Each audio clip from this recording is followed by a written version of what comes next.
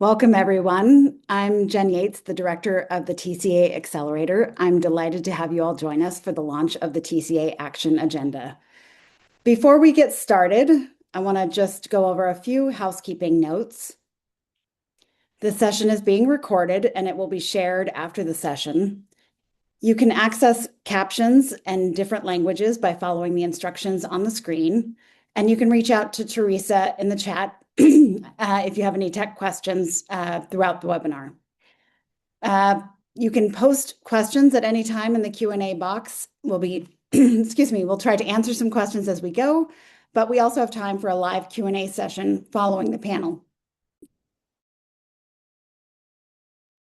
In today's webinar, we will provide you with a brief overview of the TCA Action Agenda and the newly released TCA principles. Then we will have a discussion featuring stakeholders from a variety of perspectives.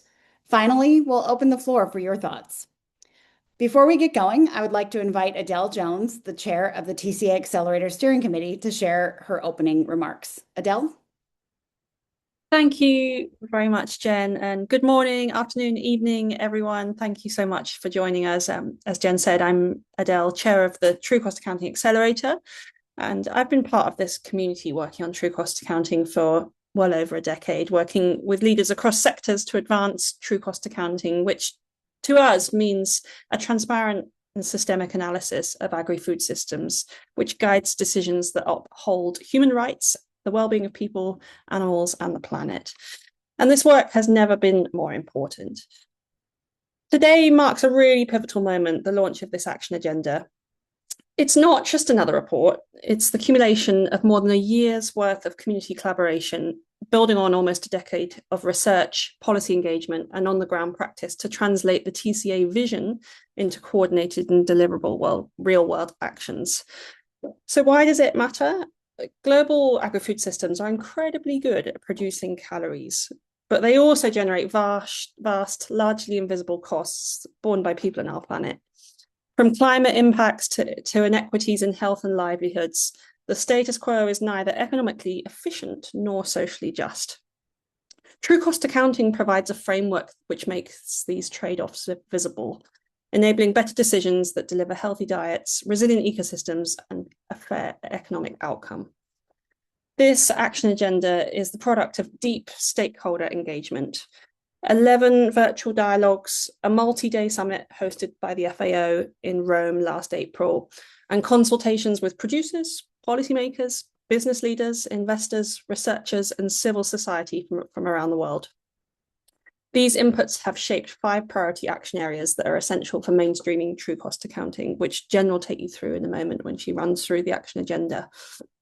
But what I would like to offer you is an open invitation, not just to read the agenda, but to think about how to implement these principles and actions into your daily work.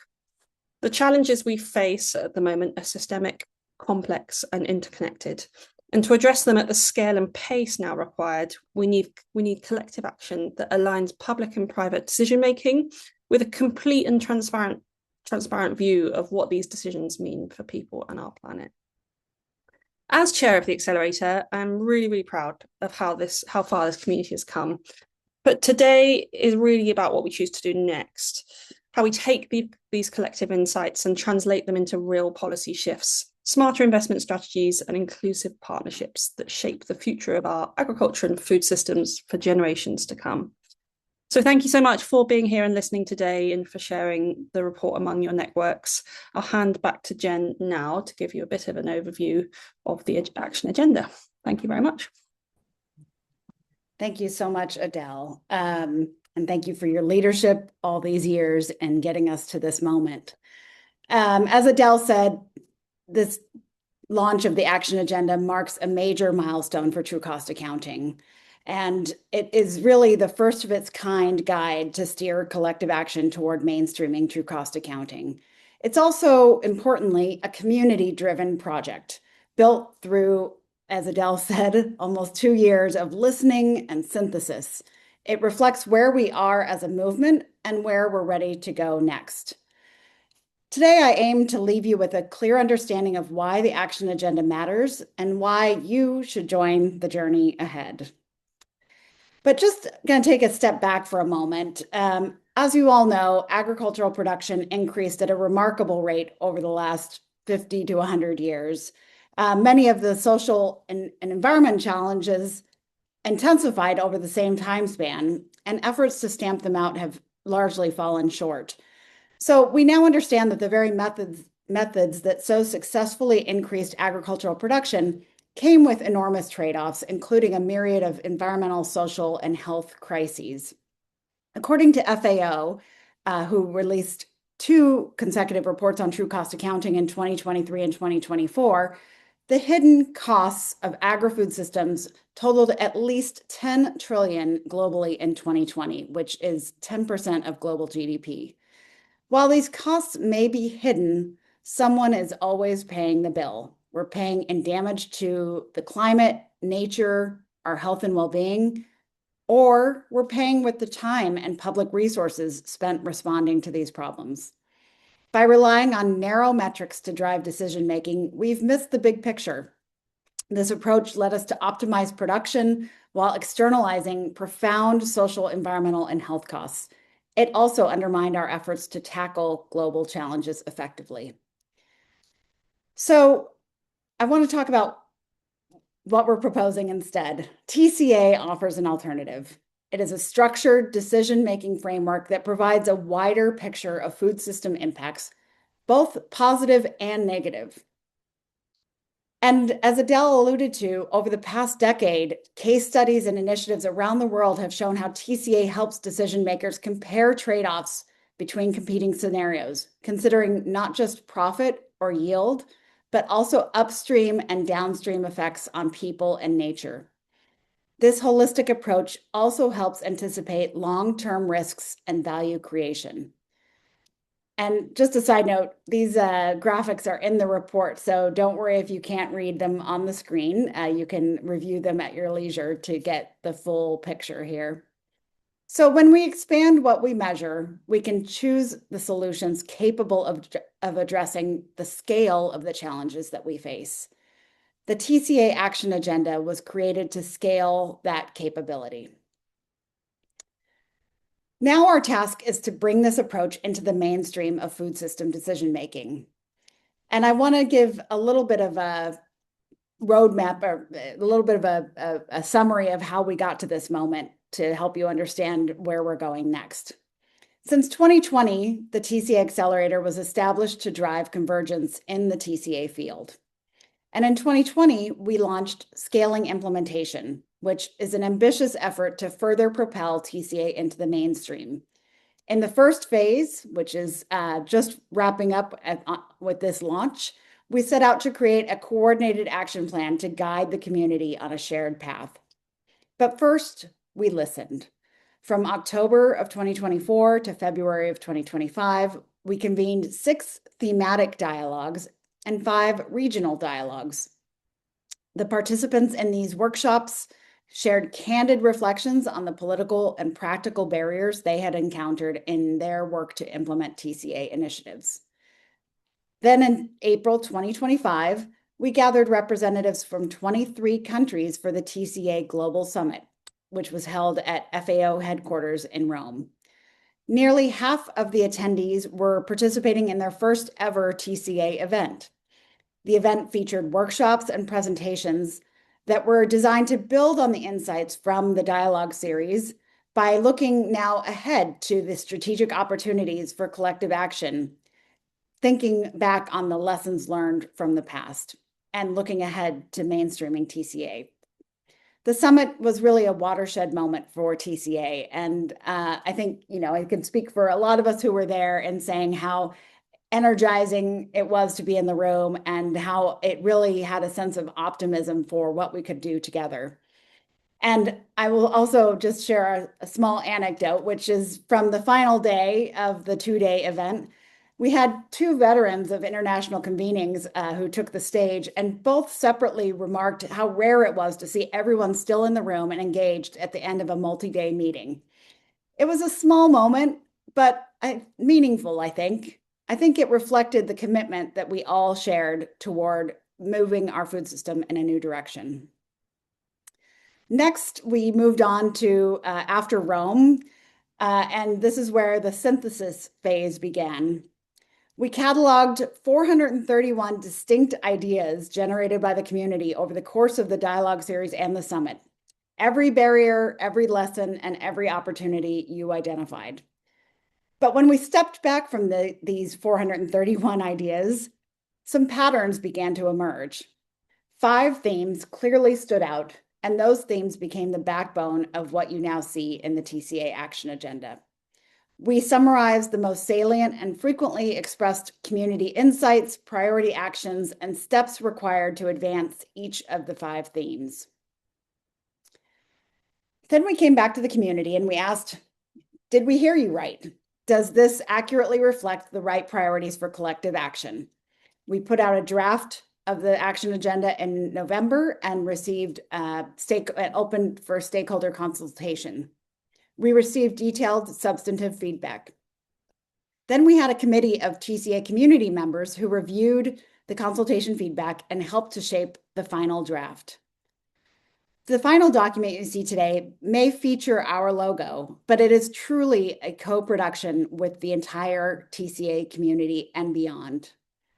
That matters because a sense of joint ownership and commitment is only possible when the community plays a role. Inclusive stakeholder engagement and transparency are both core principles of true cost accounting, and so it only seems right to hold ourselves to the same standards. Speaking of which, the action agenda isn't the only announcement we're making today. Stakeholders in the dialogue series and at the summit consistently told us that there was still too much ambiguity about what TCA means and how it differs from other approaches. Before launching a joint action plan, we really needed some shared foundations. So the TCA Accelerator commissioned a review of relevant work and solicited community feedback on some draft principles during our stakeholder consultation. The TCA principles that you see on your screen now were approved by the Accelerator's steering committee and released yesterday alongside the TCA Action Agenda.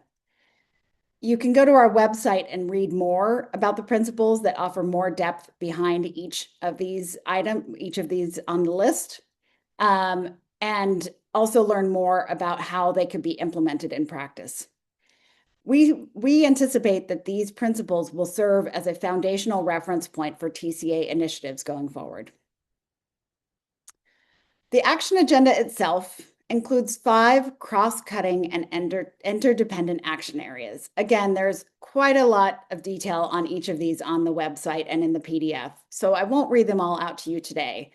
But just to give a quick preview of the 5 areas, we heard clearly that one action area that was required for the community to tackle was to sharpen our communications and our advocacy strategies so that TCA is clearly understood and championed. We heard that we need to build the business and investment case for TCA so that markets recognize true risk and value. We heard that we need to activate TCA in national and international policy venues. We need to broaden the TCA coalition, bringing in new regions, sectors, and producer voices. And we need to provide accessible TCA guidance and increased research capacity, making TCA rigorous and practical to implement. As I said, each area includes many tangible steps. I encourage you to explore them in detail after today's session. We are ready to get to work, and we hope you are too. As mentioned, some of the identified priorities, particularly TCA principles, have already been checked off the box, while others are just getting started. Yesterday, we launched the TCA Action Agenda website. This is an interactive hub to track progress, share resources, and connect members of the community working across the 5 action areas. The action agenda is not meant to be a static document, and the website enables us to turn this into a living, breathing space for collaboration. We also convened a meeting with key partners earlier this month, including many of the 15 organizations already endorsing the action agenda, to discuss commitments and next steps for its implementation. Leaders are stepping forward, and if you are here today, you are invited to join. We're looking for leaders to take up specific actions to host, advance the work, fund the work, test, and refine the approaches. As I said at the beginning, this launch marks a major milestone, but it is only a stop along our journey.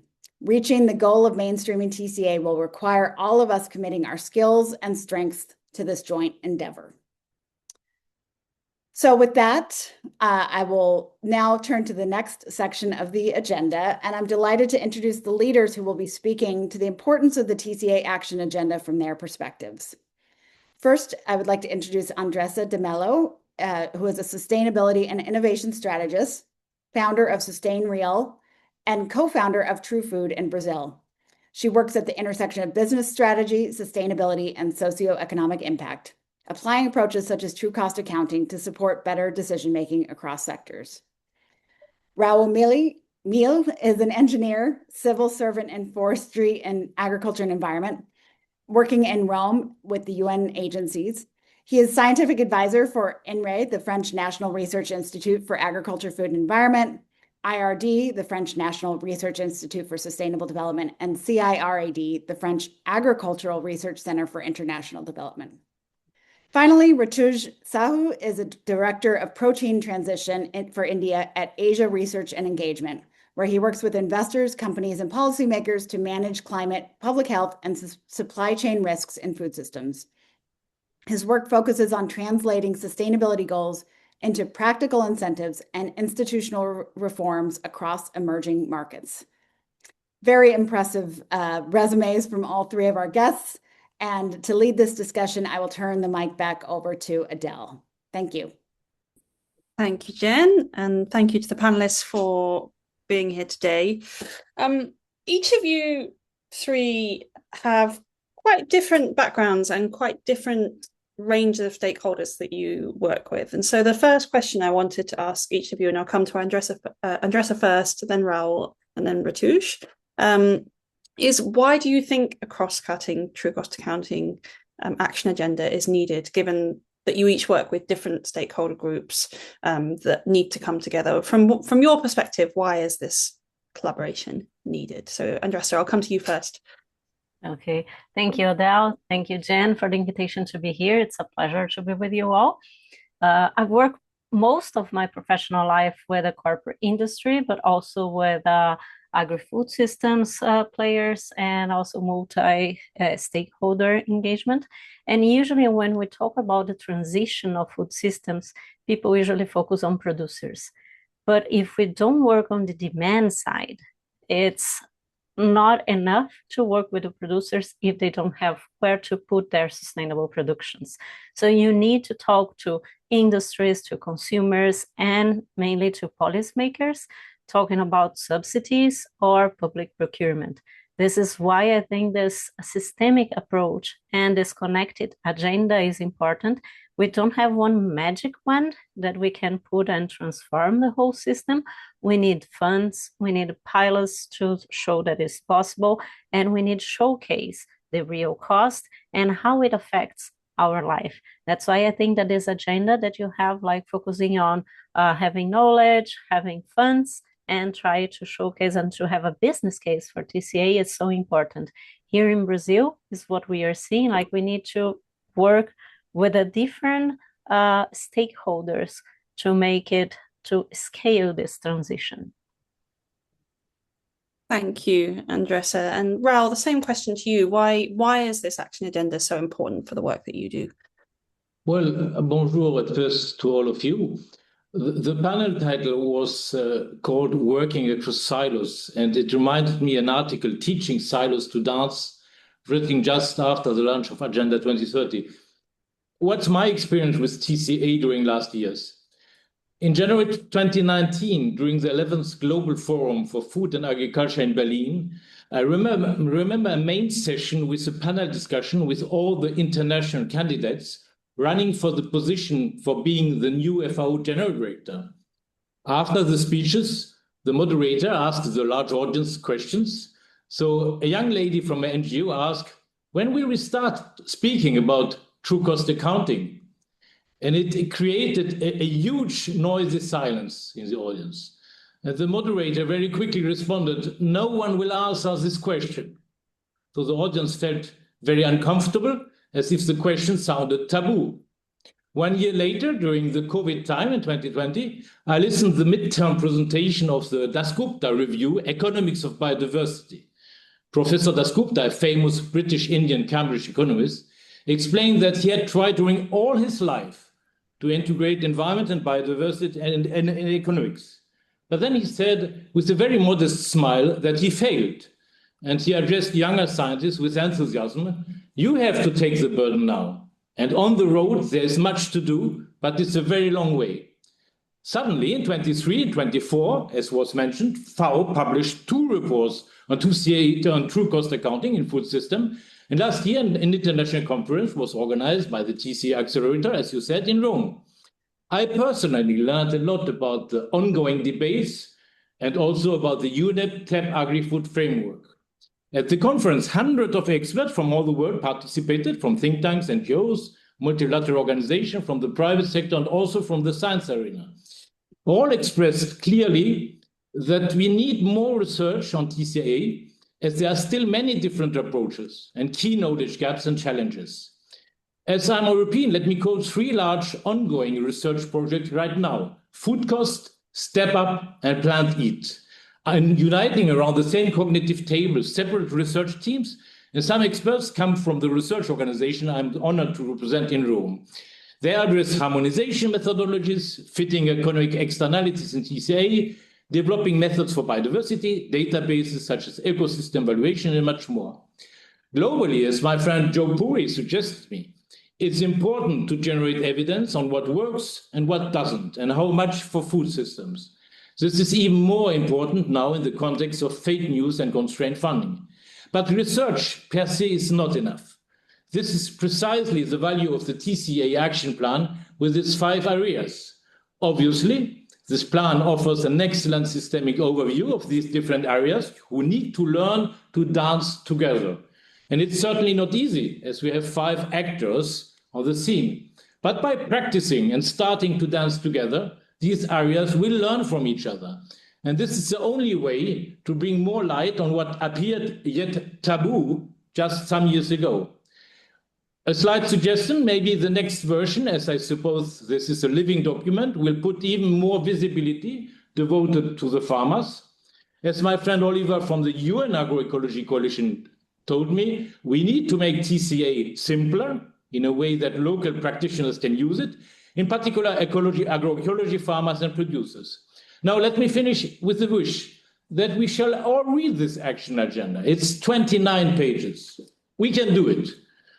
I know we are living in a crazy world where no one has no more time to read anything and even to listen, and the thoughts are often limited to the short posts of social networks. But we can do better. So read it and discuss it with your colleagues, whatever they do in their life and wherever they are. Thank you. Thank you, Raoul. And I'm just intrigued to one quick follow-up question. Do you think if the same question was asked to that panel now, the answer would be a little different? Or do you think we've got a way to go still to influence those leaders on true cost accounting being something that should be central to their thinking and decision-making? This was, I didn't get exactly. Do you think the answer, do you think the story you told about the young person who stood up and asked about true cost accounting, do you think the answer would be different now? Or? Well, clearly, because, UNEP started the work, FAO invested really energy in 2 large reports, which were presented before member states. Of course, there's a discussion. Everyone does not agree with the methodology, with the results, and their research and different, but at least it's not taboo anymore. We understand that it's a tool which will help us very certainly to orient policies in the future. So I think we went away from this area where no one wanted to discuss about. It doesn't make things easier today, but it's not taboo anymore. Thank you. Well, that's good to hear that we're making progress. I think not being taboo is a pretty good success measure for now. Ratush, I'll come to you and ask the same question, if that's okay. For you, sitting in India, working with investors and business and policymakers and research, like, why is this important to you? Right. Thank you for the question, Adele, and thank you to the TCA team for having me here. I think from the perspective of like my work at Asia Research and Engagement, where we work on mobilizing the industry and largely supply chains that ought to reflect the interconnectedness between planetary health, human health, and animal health. The biggest barrier that we see in scaling TCA is fragmentation in decision making. And food systems distributions are distributed across different actors who operate in very different incentives. So, for example, companies focus on quarterly risks and margins, investors focus on material risks, governments focus on political feasibility, and farmers, who are like last of the rung, they focus on survival and transition risk. TCA is a powerful tool because it helps connect these worlds. And then an ambitious agenda precisely is necessary because it creates, I think, three things that markets currently lack. One is a shared language of risk and value. TCA allows us to translate environmental and social impacts into financial relevance, which in my work is very, very important, which is what boards. Second, alignment across the chain. Farmers cannot absorb transition costs alone. Companies cannot act alone if competitors don't move, and investors struggle without comparable metrics. A coordinated agenda, therefore, helps de risk change for everyone almost simultaneously. So, that is another reason why we need a common agenda. And third, very importantly, a pathway from insight to implementation. I think right now many actors understand the problem, but what they don't understand is where to start. As you rightly pointed out at some point, that like there's so much going on within the movement that there is confusion around where to start. I think the action agenda can help shift the TCA movement from a research exercise into something that is operational, embedded in actual strategies, policies, procurement decisions, disclosures, lending criteria for bank, and policy frameworks for government. So, to sum it up, I think from where we sit, scaling TCA isn't about better data alone, but it's also about creating enough alignment that acting on the data becomes the rational choice in itself. Thank you, Ritush. That's really, really helpful oversight. And picking up on your point of turning the theoretical, which to be honest, true cost accounting has largely been, apart from in research scenarios until now, turning it into something practical and tangible. I want to ask you all for a very specific example of where you are using true cost accounting in a project or as part of a wider initiative and decision making. So Andressa, back to you to talk a little about how you use TCA on a day-to-day basis. You're on mute.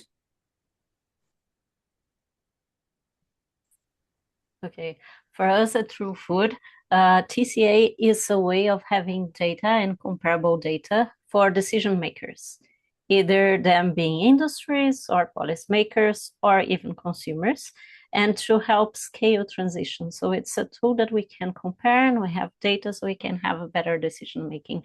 In our case, we are piloting cocoa production in Bahia. Bahia, it's a state here in São Paulo, which has cocoa as its main, so one of its main crops, and it's been very traditional throughout the years. And we are doing a comparison between production systems, agroforestry, cabruca, which is very typical at the region, and full sun. So our idea is with data, we can compare the systems, the hidden costs of the systems, and induce decision makers to make better decisions toward a more sustainable agriculture incentive. And as far as we are doing now the field research, we did already a test in the field research. It was very good, the test there. And now we are going to the full research and then moving forward to the engagement part, which is very important, as Hatush told, and also Raul, to engage the critical stakeholders. And we are preparing also our next steps as we are moving forward and seeing its going quite well with cocoa. We are moving into soy. So we are preparing the soy analysis for probably next year, end of this year, beginning of next year. So if there is anyone interested in talking about soy or cocoa, please feel free to contact me and we can chat a little bit about it. So Adele, to resume your question, is like, for us, it's a tool to compare different food systems production. So we can incentivize the more sustainable ways of producing. No, thank you. That's brilliant. And I think your upcoming study on soy is going to be so exciting because there is so much debate, I suppose, about particularly global livestock systems. And I think to have such a comprehensive analysis of those production systems where you are to inform the shadow acres, as we call them, of more intensive livestock systems around the world will be fascinating. So pleased to hear that you're doing that on top of your work with cacao. Yes, Brazil is one of the main producers for soy, and we sell soy around the world. So the costs are here and everywhere. Exactly. But often not factored in to, well, more often than not factored into those balance sheets. Before we come to you, Raul, I just want to remind everyone that we're going to be asking questions from the audience quite soon. So please do pop your questions into the Q&A box and the team behind the scenes will do some filtering and make sure they come to me. But Raul, over to you for a practical example of how you use true cost accounting in your work. Well, I will answer on a totally different scale, global scale, and it looks not practical, but in a certain way it is. So I will explain a project we are, in fact, all involved in, at least we should. It's the implementation of Agenda 2030 at all levels, local, regional, and global.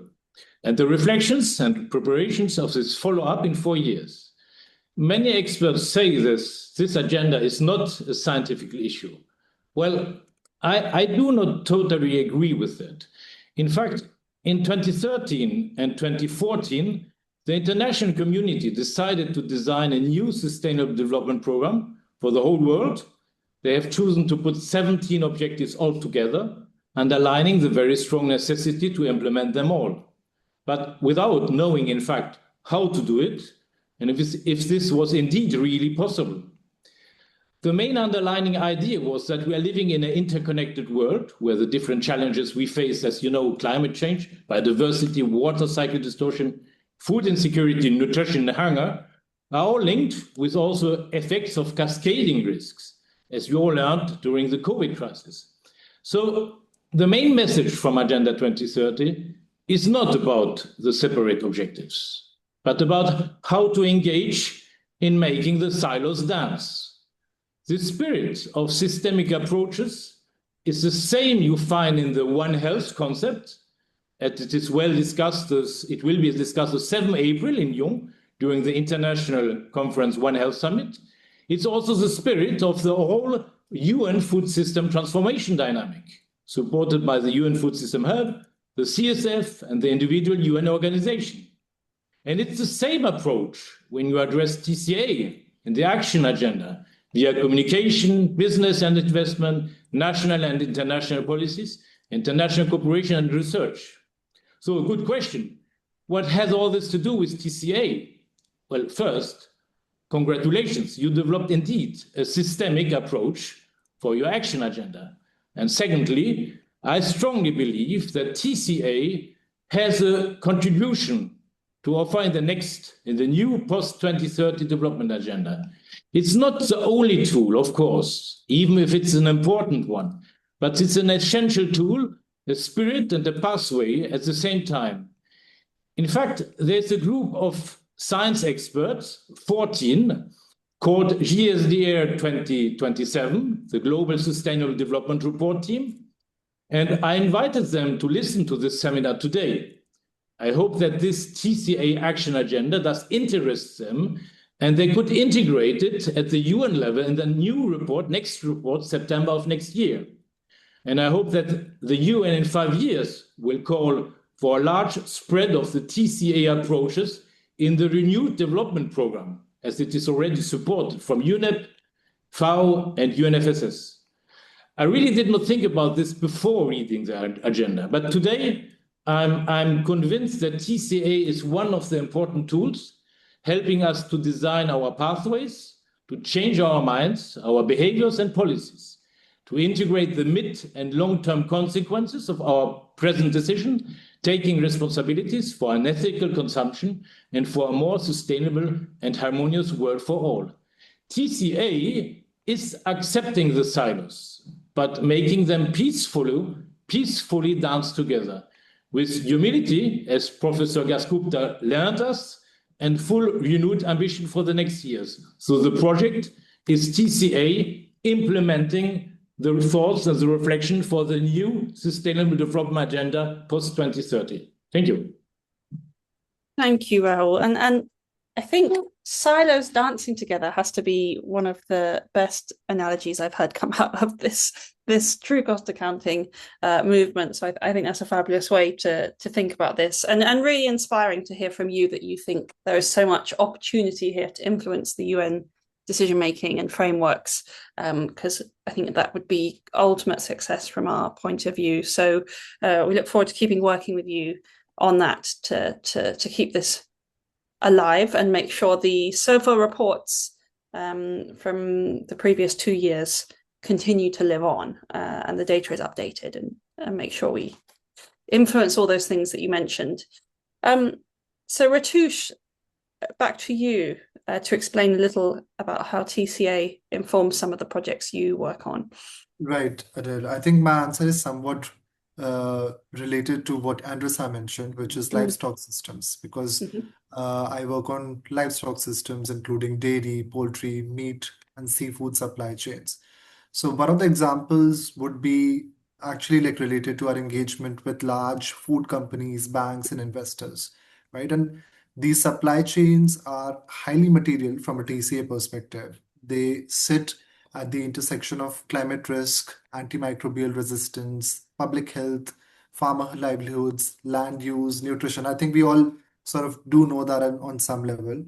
However, the challenge really is that companies who control many of these supply chains in many ways often see these as either ethical or reputational issues, not necessarily financially material. And to address that, we have been working with a partner to build business case models that quantify the hidden costs and transition risks in these supply chains related to dairy, related to poultry, related to meat in India. Things like disease exposure, regulatory tightening, supply account, the hidden costs of these measures, and trying to build a business model around that. And that is actually where the TCA Action Agenda becomes extremely useful, and the timing of it is very, very opportune for us. Because first, it strengthens the legitimacy of this approach. When a global coalition signals that hidden cost should be systematically integrated into decision making, it becomes easier for people like me, people like us, to push for these considerations to enter the corporate risk frameworks and investor stewardship conversations. So that's point number one. Secondly, it helps standardize expectations. As much as context is important, I think one of the biggest barriers in our engagements with companies is that companies ask, are we the only ones being asked to do this? And I think when a global action agenda reduces that hesitation by showing that this is the direction of travel across markets, it's not one of things that we are asking them to do. Thirdly and lastly, I think, but very, very importantly, it provides a bridge between analysis and action. The next step of our work, for example, is moving from modeling risks to embedding them into corporate disclosures, capital allocation, how banks give capital to companies for various business projects, for procurement strategies, for transition plans. What the action agenda then does is that it helps us anchor these asks in a broader international framework rather than making them look like isolated NGO demands. And that's, I think, very, very significant. So in short, for us, the agenda helps us convert the TCA from something we explain conceptually into something that we can operationalize in boardrooms, investor dialogues, and financial decision making. Thank you, Rituj. That's really, really helpful. And maybe a follow-on question for you. Based on the 5 overarching action areas, which are sharpen communications, build the business case and investment case for TCA, activate TCA in national and international policy, broaden the TCA coalition, and finally, provide accessible TCA guidance and increase research capacity. Do you see one of those as being the most important thing for you, or really do they only all work if you're working on them all at the same time? Or where do you see the big priority at the moment? Right. That's a difficult one, Adele. I think they're all very important, but having said that, I think given the Indian market and the Indian context, I think the policy and the business, they move very hand in hand, and they're intertwined in very many markets, especially the emerging markets. So I think like that's why I would say that building the business and investment case for it is very important, but at the same time, it's super duper important to also work on the policy aspect of it. So those two like are the top priorities for me. Brilliant. And Rahul or Andressa, do you have any thoughts on that? Yeah, no, I was smiling here because before the conference, I was asking like if I wanted to point one main aspect and I couldn't choose. It's very difficult to choose among them because they are all connected. I agree with Ratuj about having the business case and having policy making. So these aspects are kind of structural. You can only communicate once you have examples and pilots, and so you need those business case so you can influence the policy making and then also communicating. At the same time, having only pilots and examples is not enough. You need to make it broader, because if you have just simple and small pilots, you are not driving the change, and also it's hard to compete with the mainstream. This is what we face, like when we have this more sustainable food systems. It's very hard to compete with the mainstream when they are having lots of subsidies and lots of pressure, lots of influence there. So we need to shift this perspective and get these pilots and make them bigger with access to knowledge and all the other aspects of the agenda. When we need more practical cases. This is nice. Like we really need to invest in more pragmatical and more examples of applications. Yeah, absolutely. Well, let me add that I agree with everything which has been said. But of course, if you ask a scientist, he will say that the most important thing is to work on science and to have more knowledge, etc. Which I agree also, because if a method is too much criticized, then it's a whole building who may be a little weak. But at the same time, I heard also scientists or even policymakers saying, okay, we understand that there are different methodologies, but the way is quite clear. But once you have true costs, what do you do with this? What can we do? And it's very difficult for policymakers. So I would say that your answer is right. There may be some more important arenas or axes or pillars, but it's the same like Agenda 2030. You should not invest time on thinking who is the most important. It's really to have a collective approach where the different elements do enrich each other's. You have business and investment who can ask new research questions. You can have research problems which can enrich the policy thinking. And the difficulty is to keep this systemic dynamic of working, which is very difficult. Generally, we speak about systemic and then we go back to pillars. But so I think this is something which may be a good point for the TCA accelerator to keep this mind of pushing together and making enrichments between the different activities who have been described. Thank you. You need to create this positive cycle of one aspect contributing to the other, and then going bigger and bigger as you move forward.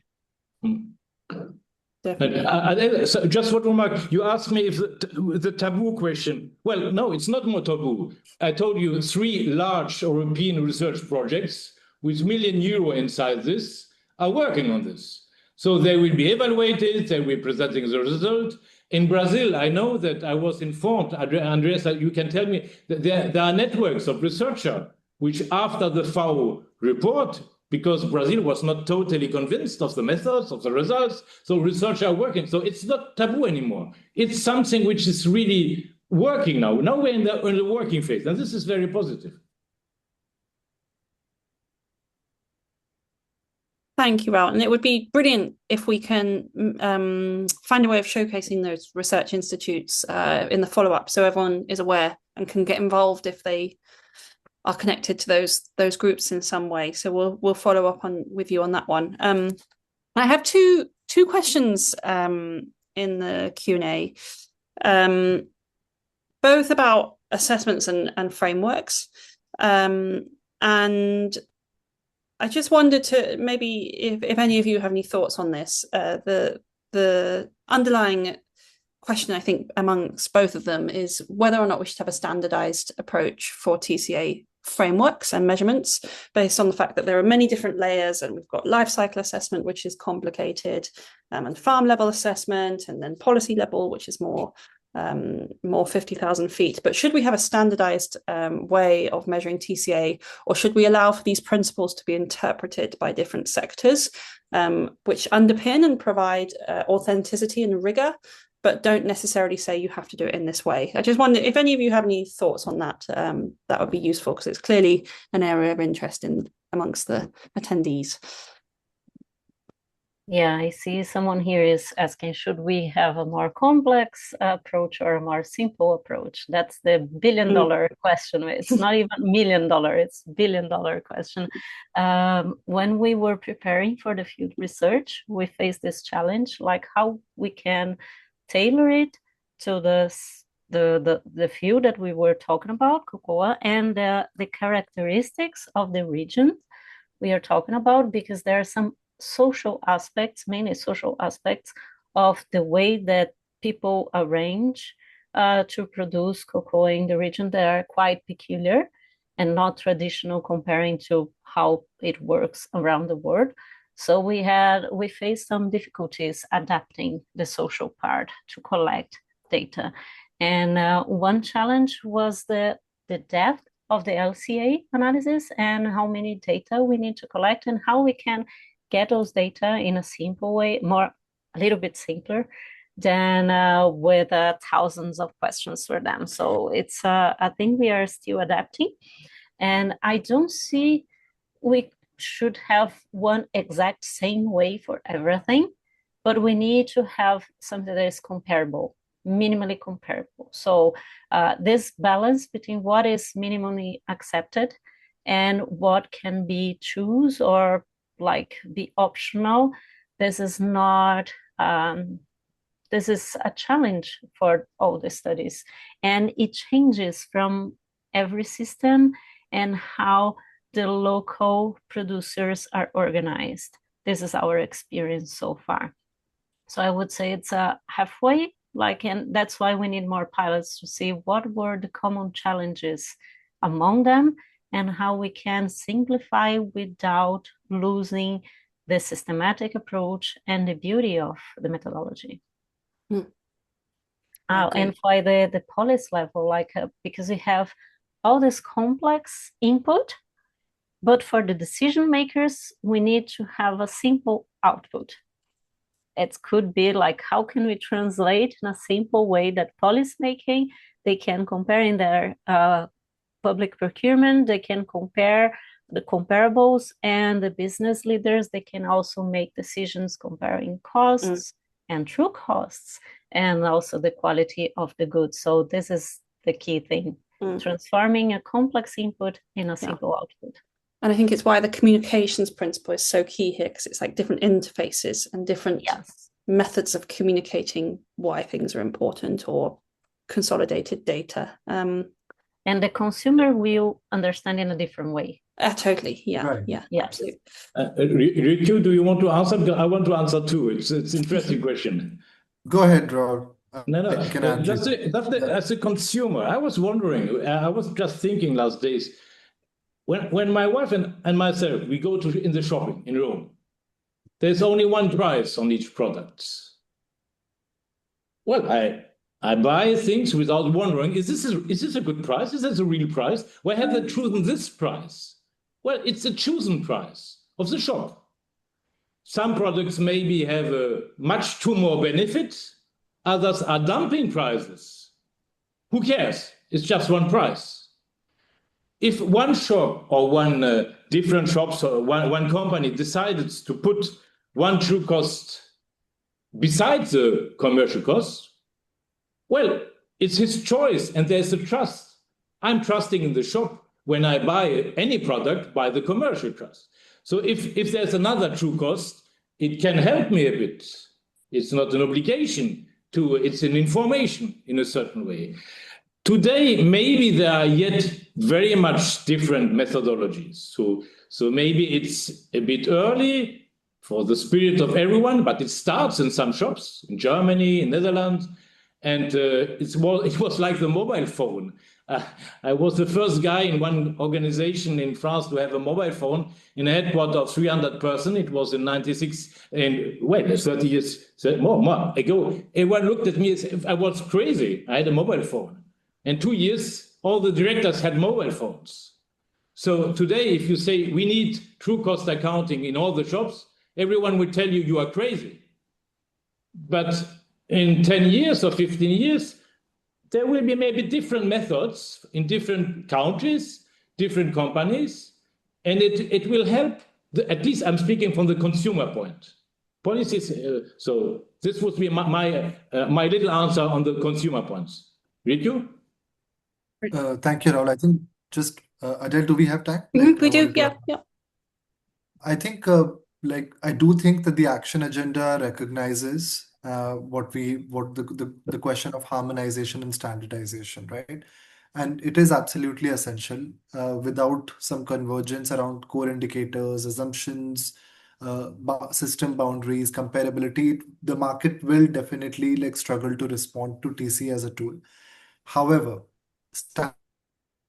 standardization tends to emerge through use and not before use, typically. That's the experience and that's the precedent we have. I'll give you an example. Think about climate accounting. Scope 3 methodologies were imperfect and inconsistent for so many years, but it's only practice from different stakeholders and disclosure requirements and investor pressures that actually accelerated convergence between the movement. And I think TCA may very well follow a very similar path where we agree on a core minimum set of impact domains, where we increase transparency around assumptions, allow context-specific extensions, and finally progressively tighten the methodological alignment over time. And I think when we talk about methodological alignments, I think it's important to recognize that we also need methodological innovations, not just an extension of the conventional LCA, because many traditional conventional LCA are somewhat reductionist in nature and yield normalized and undervalue things such as resilience benefits or biodiversity services. We do need TCA that actually helps surface the system level benefits and costs rather than obscure them. So we need to have, I think, both standardization as well as innovation in methodologies. Thank you, Ritush. And I totally agree with you about how a more standardized approach will come from more use of true cost accounting, because it's very hard to think, even where I focus, which is about how do we standardize farm level data collection for measuring impact. It's very hard to do when there's actually almost zero impact data collection going on, or very, very little, at least, very niche. So we're talking constantly about the theoretical rather than the practical. And I think the more we do this and the more assessments become mainstream, that opportunity to consolidate and standardize will become more at the forefront, which which is, I think, where we need to go, but recognizing different people need different things and different ways of measuring things and different ways of looking at things. But thank you all so much for your contributions. I mean, it's organizations like those you represent, but also you as individual leaders that have gotten us to where we are today with the TCA Action Agenda. So it's a real pleasure to hear you all talk about this so passionately. And it's reassuring to know that there are people like you out there taking this action agenda forward. But as Raoul said, I think we can all read this action agenda. It's beautifully designed, really accessible, and actually the website is a really good way of interacting with the different actions and refining them according to where you think you can make most of a difference. So I really encourage you to have a look at that.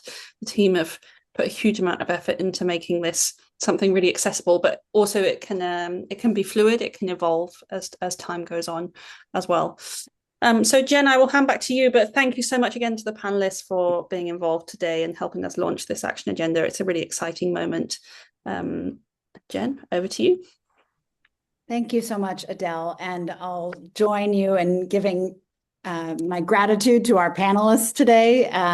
Not only are you panelists, you've been stalwart champions and supporters of this work and collaborators with the TCA Accelerator and others in the community. So thank you so much for your contributions and the work that you all do. As I said, this is a co-produced endeavor, and we can't do this alone. So we'll continue to look for your partnership in the months and years ahead. Unfortunately, we are not going to be able to get to all of the questions in the chat, which we will take down and hope to follow up with you. And hopefully some of our materials will answer some of these questions. But I just want to close our session today by really saying that, what I heard today is incredibly inspiring and encouraging. We heard very clearly from all of our speakers about the TCA is an important, critical lever to address the problems in food systems and also the opportunities. We heard about how it has wide applicability at various scales. We heard examples of local, national, regional, global applications across all different types of organizations and stakeholders. We also heard about the importance of stakeholder engagement throughout the value chain and alignment and coordination.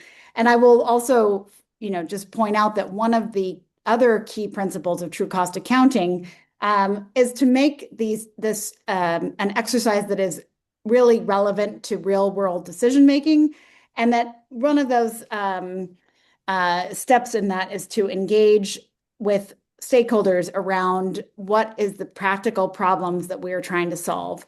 So I think hearing this galvanizing call from all of our speakers today, that now is the time to act and to act with urgency, that the world is more ready for this than perhaps it was a few years ago. We've seen a lot that has transpired in the last few years that have really changed how the world is thinking about food systems. And as Raoul said, that we need to learn to dance together. Adele, I also loved that sort of mental imagery that we need to bring all of these different stakeholders together. And one of the things that really became clear to me during the course of our stakeholder engagement and listening was that you can't just advance one of these areas without also advancing others. We can't advance progress in the private sector without also creating an enabling policy environment. We can't create an enabling policy environment without having more support from consumers, from farmers, by communicating better. We can't advance any of this if we don't have more accessible research tools and ways of doing this kind of analytical assessment. So all of these things are really interdependent on one another. It is not surprising, I suppose, that somebody who works to advance a holistic approach would say we need a holistic approach to our work on this, but that is in fact the case.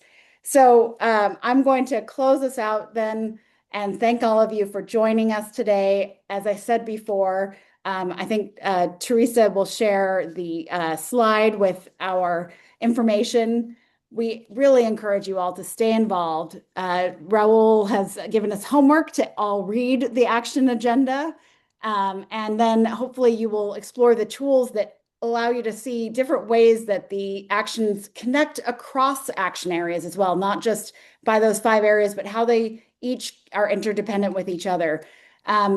Reach out. There's a get involved link on there. There's a link to endorse the organization if your organization would like to do so, and to reach out to us with any questions you may have. So with that, we'll close today's session. Thank you again for joining us, and we look forward to working with you in the months and years ahead.